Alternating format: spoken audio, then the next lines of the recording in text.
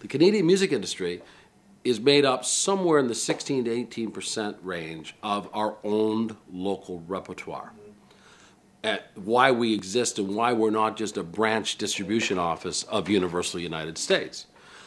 In our case, we're higher than that number because we've made a concerted effort as Universal Music Canada to embrace two things. One is artists directly in terms of disproportionately high signings in Canada, which I'll talk about in a moment. And the second is we have, as Universal, embraced early and consistently the independent sector to do what we call distribution deals or enhanced distribution deals which offer services from Universal Canada such as promotion, marketing, press, etc. to help our little brothers, if you will, the independent sector along.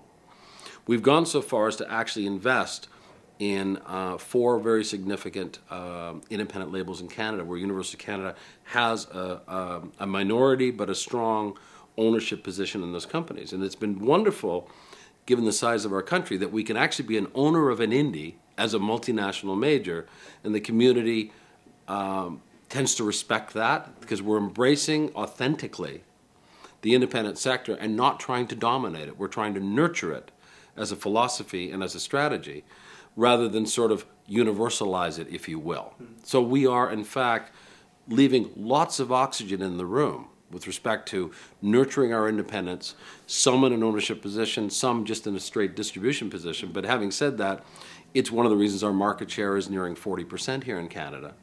We're running at, like last week, for example, we were 40%. And year to date, we're approximately 37.5%. So our embracing of the independent sector is certainly a contributor to that.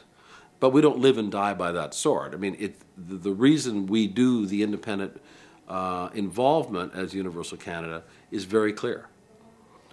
We love music. And we don't have the disposition personally to think that we can find it all first, that we can find it all the most effectively. We don't suffer from that delusion of thinking we can, we're the first stop. We recognize that the independent sector has some of my favorite bands.